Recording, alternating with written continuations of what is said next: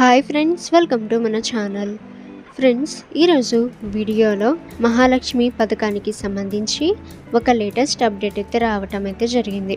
So friends, ఆ వివరాలు ఈ వీడియోలో మనం చూద్దాము. సో వీడియోని ఎక్కడ స్కిప్ చేయకుండా చూడండి.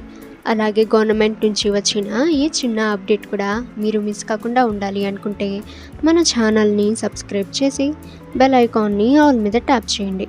ఇక ఫ్రెండ్స్, ఆ వివరాలు ఈ వీడియోలో మనం చూద్దాము. మహాలక్ష్మి పథకం రెండో హామీపై సర్కారు కసరత్తు. రేషన్ కార్డు లేని వారి దరఖాస్తులను పరిశీలించి ఎంపిక. లబ్ధిదారుల తుది జాబితా తర్వాతే బ్యాంక్ అకౌంట్ల వివరాలు స్వీకరణ. 17 నాటికి కంప్యూటరీకరణ పూర్తి చేయాలని ఆదేశము.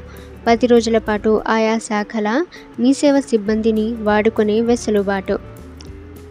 బ్యాంక్ అకౌంట్ వివరాలను స్వీకరించే అవకాశం ఉన్నట్లే తెలిసింది. అంటే ఫ్రెండ్స్, మొదటిగా ఎవరైతే అప్లై చేసుంటారో సో వాళ్ళ యొక్క డీటెయిల్స్ అన్నీ కూడా చెక్ చేసి ఆ తర్వాత బ్యాంక్ అకౌంట్ డీటెయిల్స్ అనేవి తీసుకుంటారు.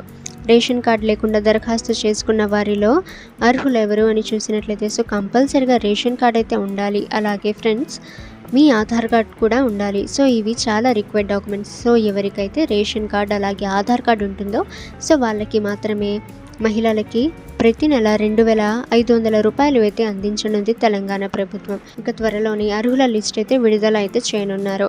సో ఆ తర్వాత వాళ్ళ దగ్గర నుంచి బ్యాంక్ అకౌంట్ యొక్క జెరాక్స్ అండ్ బ్యాంక్ పాస్బుక్ యొక్క జెరాక్స్ అయితే త్వరలోనే వాళ్ళ దగ్గర నుంచే తీసుకుంటారు. సో ఆ తర్వాత మీ ఖాతాలోకి ప్రతి నెల 2,500 రూపాయలు అయితే పంపిణీ చేయనుంది తెలంగాణ ప్రభుత్వం. ఇక వచ్చే నెల నుండి మహిళలకు 2,500 రూపాయలు వాళ్ళ ఖాతాల్లో జమ చేసేందుకు తెలంగాణ ప్రభుత్వం అయితే యూజ్ చేస్తుంది. ఇక మీరు ఇటువంటి ఇన్ఫర్మేటివ్ వీడియోని మిస్ కాకుండా ఉండాలి అనుకుంటే మన ఛానల్ని సబ్స్క్రైబ్ చేసి బెల్ ఐకాన్ని ఆల్ మీద ట్యాప్ చేయండి. అండ్ ఫ్రెండ్స్, మీకు ఏమైనా డౌట్స్ ఉన్నట్లయితే కామెంట్ సెక్షన్లో కామెంట్ చేయండి.